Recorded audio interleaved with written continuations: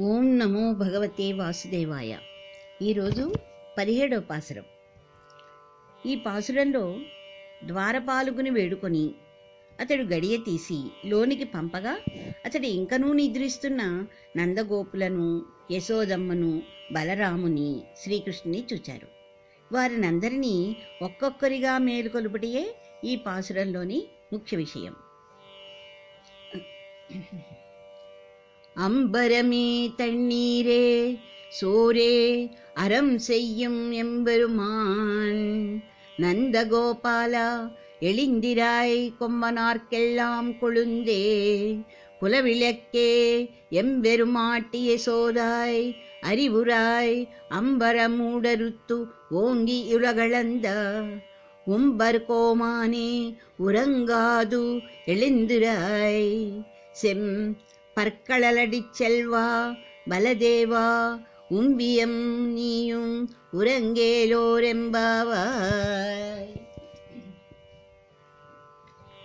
ఈ పాసురంలోని భావం. ద్వారపాలకులు గోపాంగనలను లోనికి అనుమతించగా వారు మొదట నందగోపుని యొక్క గుణములను వర్ణిస్తూ మేలుకొల్పుచున్నారు. నందగోపుని, ఓ స్వామి ఆచార్య, అంబరమే తన్నీరే సోరే ఈ పాసురంలోని పదాలు. అంటే ఇక్కడ అంబరమే తన్నీరే సోరే అంటే అన్న వస్త్ర తీర్థాదులను ధర్మబుద్ధితో దానము చేసే ఓ స్వామి మేలుకొనుము అని ప్రార్థించారు. తరువాత యశోదమ్మను లేపుతున్నారు. పెబ్బలి తీగ చిగురు వంటి స్త్రీలకు అందరకును తీగవలే ముఖ్యమైన దానా. అనగా ఇక్కడ పెబ్బలి తీగ అంటే ఈ తీగ ఎక్కడుంటుందంటే సముద్రపు ఒడ్డున, నదీ తీరాన ఉంటుంది. ఇది చాలా సున్నితంగా ఉంటుంది. పెబ్బలి తీగే సున్నితం. ఇక్కడ ఎవరిని వర్ణించారు? పెబ్బలి తీగ చిగురు వంటి అన్నారు. అంటే చిగురు ఇంకెంత లేతగా ఉంటుంది.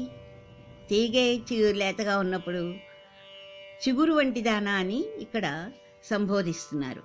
ఇంకా గోపకులమునకు మంగళకరమైన దీపము వంటిదానా, మాకందరకు స్వామిని వంటిదానా అంటున్నారు. స్వామి, స్వామిని, స్త్రీలను స్వామిని అంటారు. కీర్తిని కలిగించడి యశోదమ్మ, తెలివి తెచ్చుకొనవమ్మా. ఇక్కడ చూసారా, నందుడిని మేలుకొను అన్నారు, కానీ యశోదమ్మని తెలివి తెచ్చుకొనవమ్మా అంటున్నారు. ప్రతి తల్లి చంటి పిల్లలు ఉన్నప్పుడు ఆదమరిచి నిద్రపోరుట. పిల్లలు ఎప్పుడు లేస్తారో, దేనికన్నా ఏడుస్తారేమో అని జాగరూకతతో ఉంటుందిట. అందుకని తెలివి తెచ్చుకొనవమ్మా అని వేడుకుంటున్నారు. ఆకాశమంత ఎత్తుకెదిగి సమస్త లోకాలను కొలిచి దేవతలకే రాజైన ఓ కృష్ణ, ఇక నిద్ర చాలునయ్యా, మేలుకో అని ప్రార్థించారు. ఆయన లేవలేదు. లేవకుండా చూసి, అయ్యో మనం తప్పు చేశాం, పెద్దవాడైనటువంటి బలరాముని లేపక కృష్ణుని లేపాము అని చెప్పి తప్పు తెలుసుకుని ఏం చేశారు?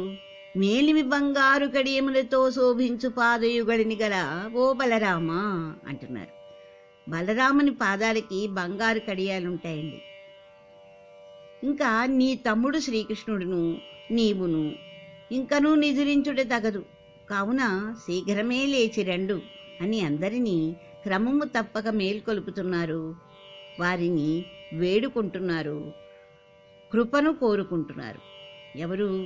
ఆండాళ్ళు తల్లి, మిగిలిన గోపికలు.